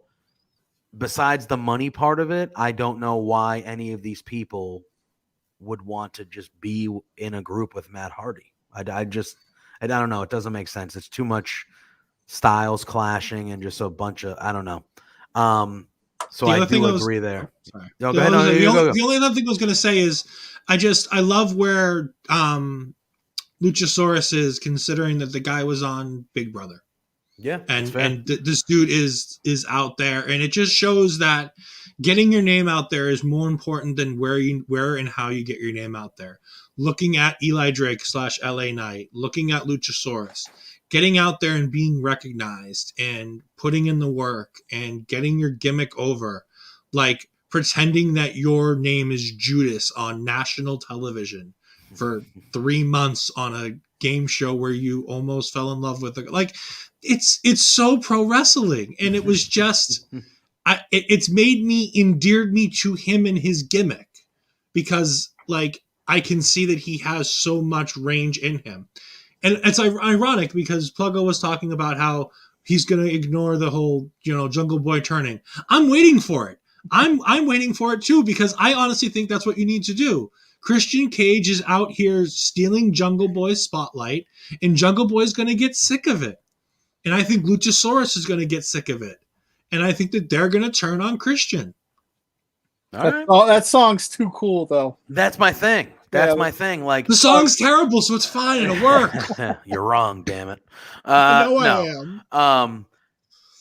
Yeah, that's the thing. I do think that's a cool story that you both bring up there, but I just think, I don't know. I just think they're presenting Jungle Boy as the super over babe. I just think that's such a 180 from how he's presented. And again, cool. It's worked. It's worked before in wrestling, kind of that shock value. I just, with the, like you said, the song and just the way he, it would just be hard to just give up on that for a good, and you could always go back to it when he turns babyface again in 2 years or however long it is, whatever. But it feels like he's just he's a superstar, and he's a superstar that people want to cheer for. So, but either way they do it, whether it is Christian being the one that turning on him, hey, you're not taking my spot, young kid, or if it is Jungle Boy saying, hey, old man, you're not taking my spot. Either way, it's going to work. It's going to work, and we're all waiting for it, and it should be pretty good stuff. Pluggo, I know you were excited about this. You messaged me on the side, but this Nick Gage promo.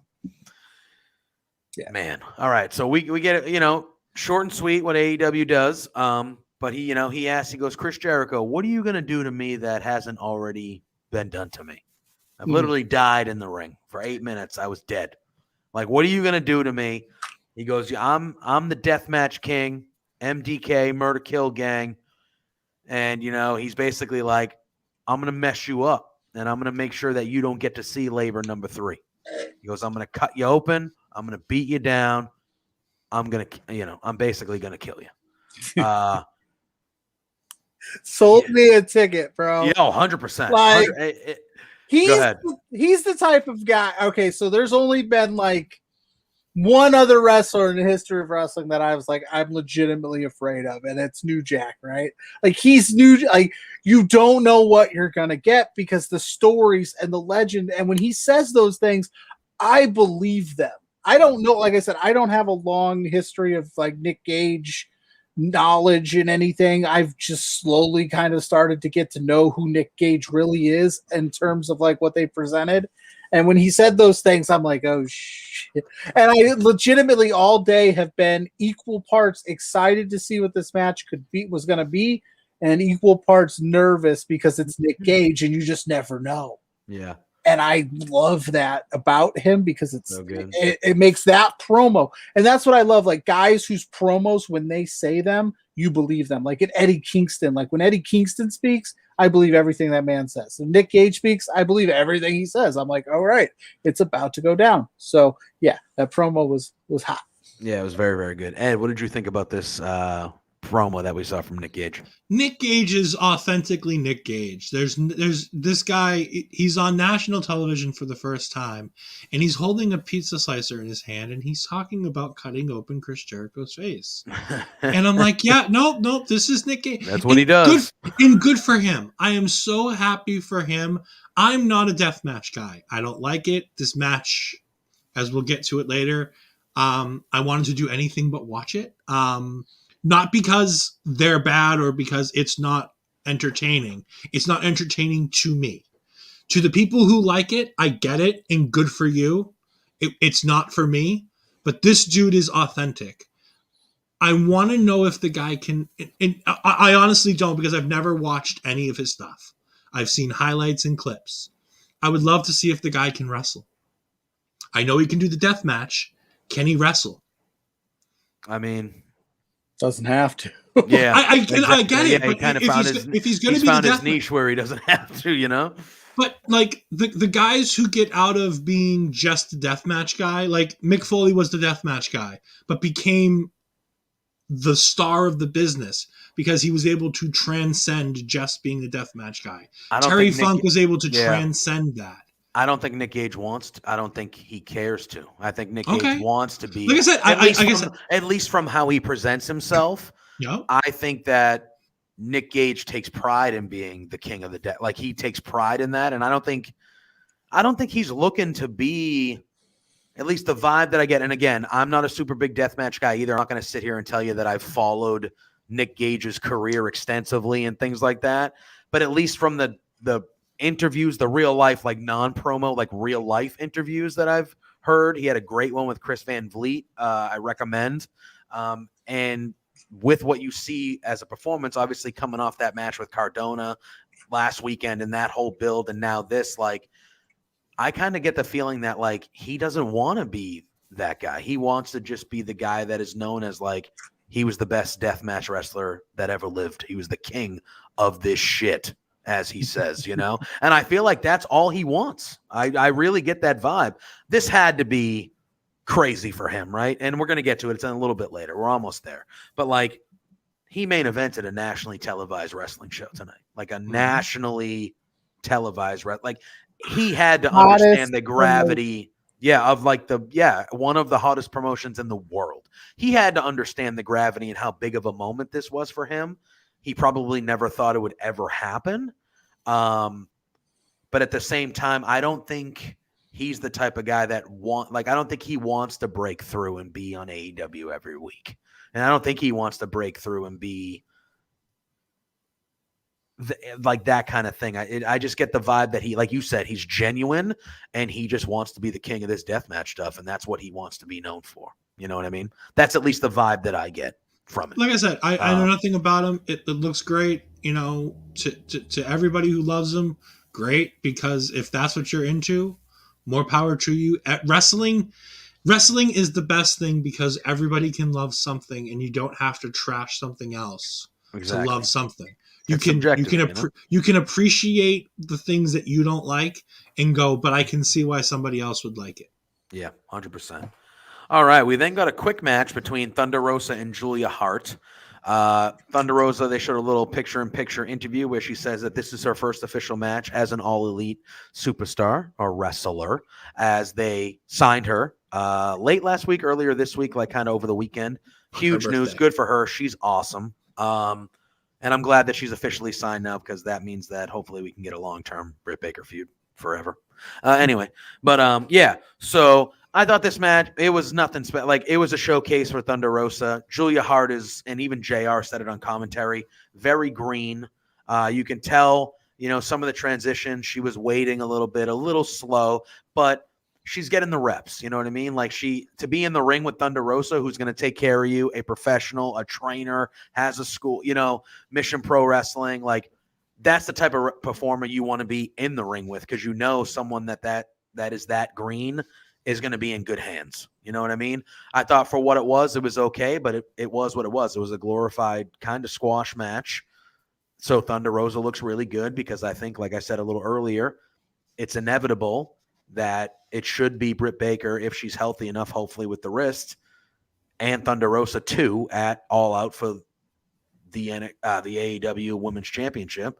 Either of you have anything to add about the match? We can go through it if you want, but it was real short. Like, I didn't think there was much. It could have been quicker. Yeah, it could have been a little bit. That was the match that I thought they added extra time because of the FTR. Because I knew they gave Jillian the flip spot, and she was kind of pandering to the crowd a little bit. I thought maybe that's where they're like, "Hey, go out there.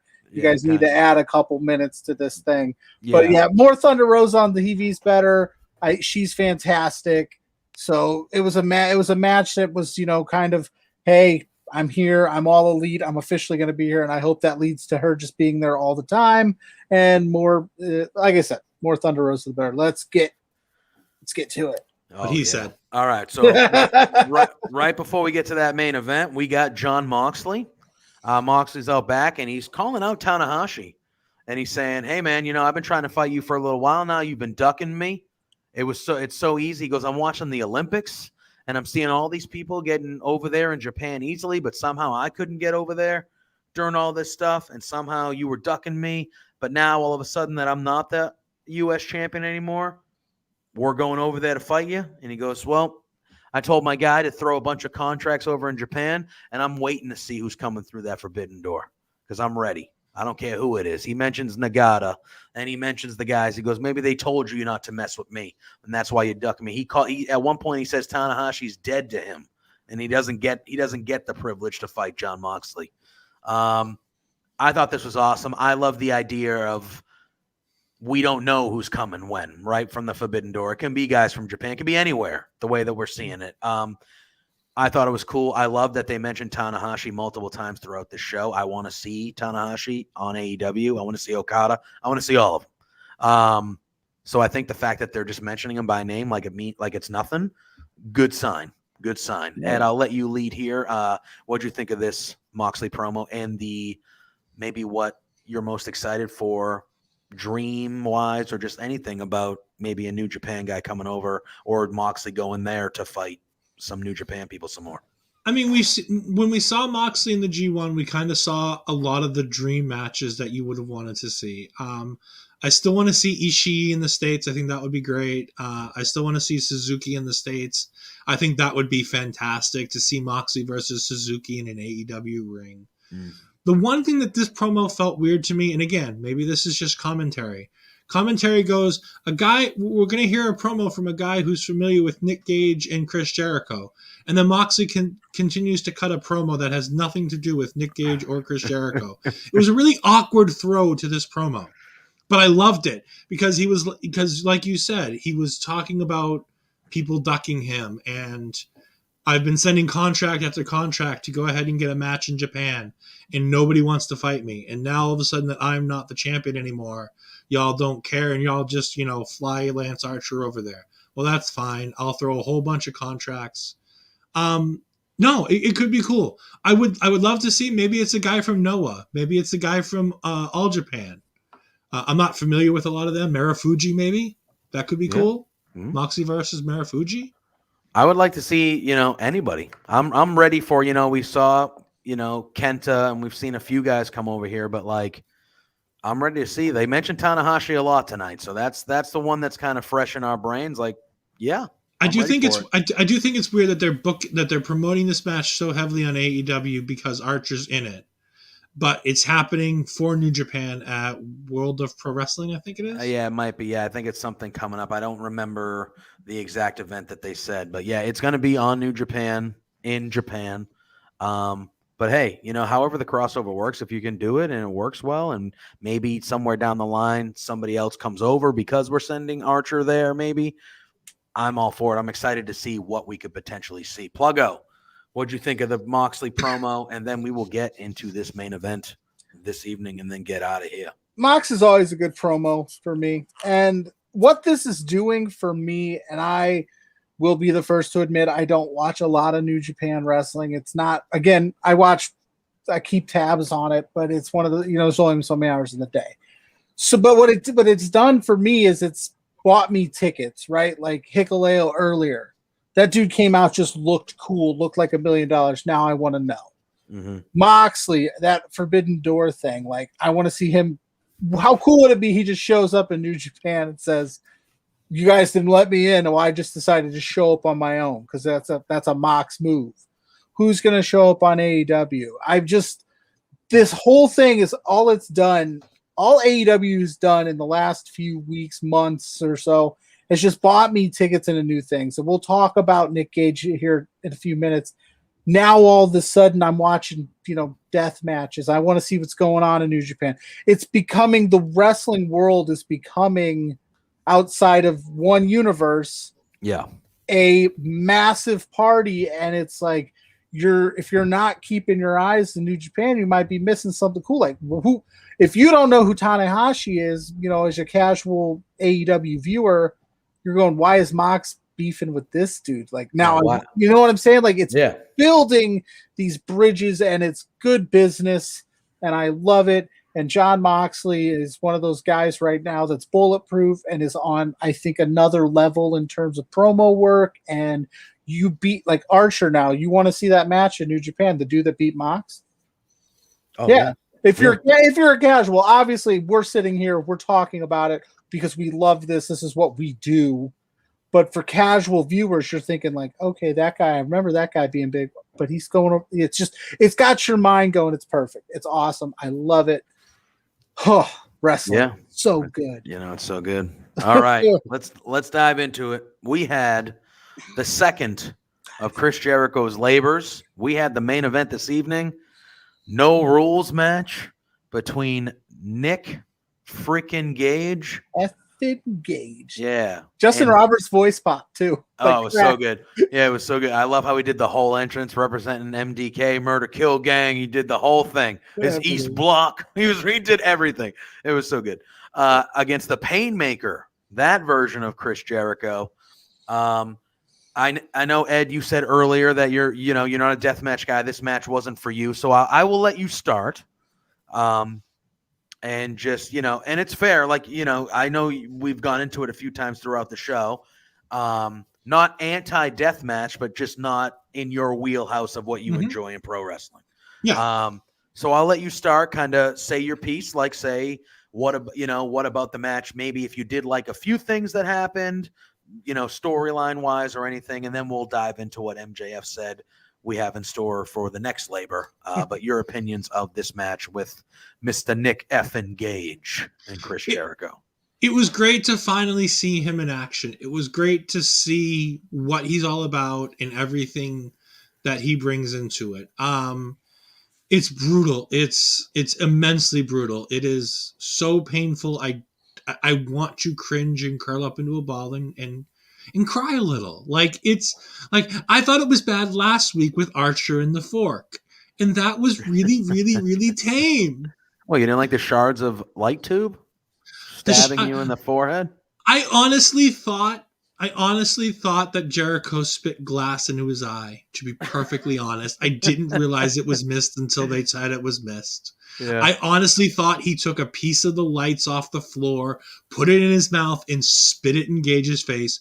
Want to know why? Because the whole match made me believe that's something that might have happened. Oh, yeah. I mean, it's probably been worse in Nick Gage matches and other promotions, But no, Nick Gage is a very, very talented worker.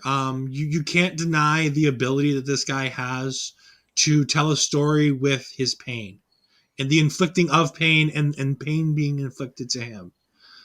He's a very, I'll say it again, he's authentic. Everything about this guy feels like it's 1000% the truth. And I commend him, and I'm a fan of his for that respect. I'm a fan of this man because he's willing to do any and everything to entertain the crowd. And he went in there and he knew he was doing the job twice this week with the Cardona match and this match. And he went in there and he did the job, and he did the job to put over guys who needed to get put over. And this dude deserves all of the accolades he's getting right now. I'm so glad he's getting the flowers that he, that phrase. He's getting to smell these roses and see what people think of him now. He doesn't have to wait till a tragic death or something terrible happens. And I'm not saying that anything's going to happen, or I don't want it to sound like that. But this dude wrestles a lifestyle in a way that something like that could happen. And I would hate for this guy to have not known how loved he is by the fans and the people that enjoy the style of wrestling that he gets.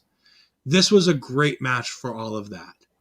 And for that, I commend AEW for putting it on TV, main eventing with something like this. Because you could never have done this match anywhere else on the card, to be perfectly honest. Oh, no, yeah. It had to be the main event, But, kudos to them. It was fantastic. You guys say Nick Gage kind of held out. I'm scared as to what else this guy is capable of if that's holding out. Because this was brutal and this was incredible. And big ups to both of them for doing it. And Aubrey, I mean, I did not envy her in the slightest of trying to find a place to count those 3 counts. Yeah, because she had the gloves on before the match even started, so she was rare. She knew what she was in store for. But you guys go ahead. Yeah, no, a couple of the big spots that stood out was obviously Jericho hitting the Super Hurricane Rana through the pane of glass. Nick Gage flew through there. Light tubes galore. Towards the end of the match, Jericho took a beating here. He is, as JR would say, his face was a crimson mask. He was covered in blood. He took light tubes across the head. He took the stabbing of the light tubes from Nick Gage, the pizza cutter across the forehead for the whole picture-in-picture, all across the ring. He was getting that pizza cutter. What we do see is, at one point, Nick Gage gave Jericho a pile driver on top of the glass. All good stuff. And we see towards the end of the match, before I hand it over to Pluggo for his thoughts before we get out of here, we see Jericho.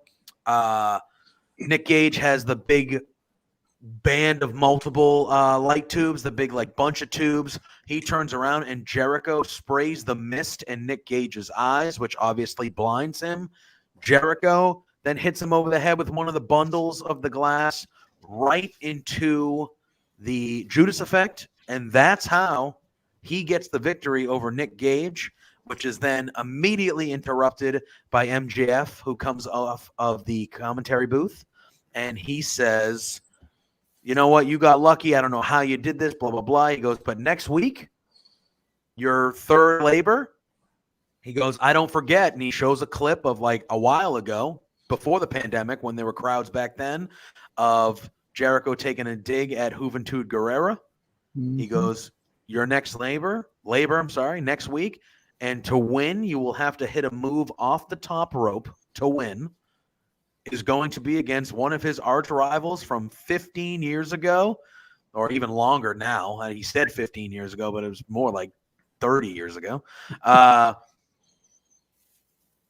Guerrera is going to be on AEW fighting Chris Jericho back on TNT again. Pluggo, what'd you think of the match? What do you think of Juventud Guerrera? What a time to be alive. Coming back to fight Chris Jericho before we close this baby out. It's going to be like watching Monday Nitro, man. 1998 Monday Nitro. Juventud Guerrera against Chris. And I hope Jericho comes into this match as the Lion Tamer. Or the Lionheart. I'm sorry, the Lionheart. It would be so awesome if these labors, they have Jericho kind of hit all the old Jericho characters. He's the Painmaker for this one. Maybe he goes back to the Lionheart Chris Jericho for to bring out the energy of that. And then I think that'd be something cool that they could do. But yeah, Pluggo. Can you still fit in those pants? I know, right? Pluggo, end us out tonight. What do you think of everything here? Alive, right? So, like I said a few minutes ago, you've got Nick Gage coming in. I didn't think I was I'm not much of a deathmatch fan. Maybe I am because I loved what he did with Cardona. I watched that whole thing and was just, my jaw was like on the floor the whole time. And then tonight, I dug kind of how they started out slow, which was worrisome. I was worried what they were going to do on TNT. So they started out a little slow and it didn't look great. It was real clunky because this ain't Nick Gage's specialty, right? So I think they pivoted pretty quick and was like, all right, let's just get to business. Let's just get down to it. And credit to Jericho. Jericho's one of those guys. He doesn't have to do this stuff. He doesn't need to do it, but I think he believes so much in the product in AEW that he's willing to go that way. Nick Gage did what Nick Gage does. It was nasty. It was gruesome. He, like I said the other day on Twitter, everybody worried about Nick Gage taking 2 L's and he's buried. The dude's doing good business, right? Like I said, he's selling tickets. He's got the whole world talking about deathmatch wrestling. He's got one of the all-time greatest wrestlers in the history of the business in a deathmatch on national TV in a main event spot. Fantastic. The Juventud thing is great. I think Darnell there in the comments asked what would be the 4th labor. I don't know how you keep, like I said, I didn't know how this was like the 2nd, right? So how do you get, elevated up with, but so the Juventud give Jericho a bit of a cool down next week. I would think, I watched this thing and I was just like, the whole time was just, my jaw was dropped. And like I said, it's now bought me a ticket to see what's next, right? Yeah.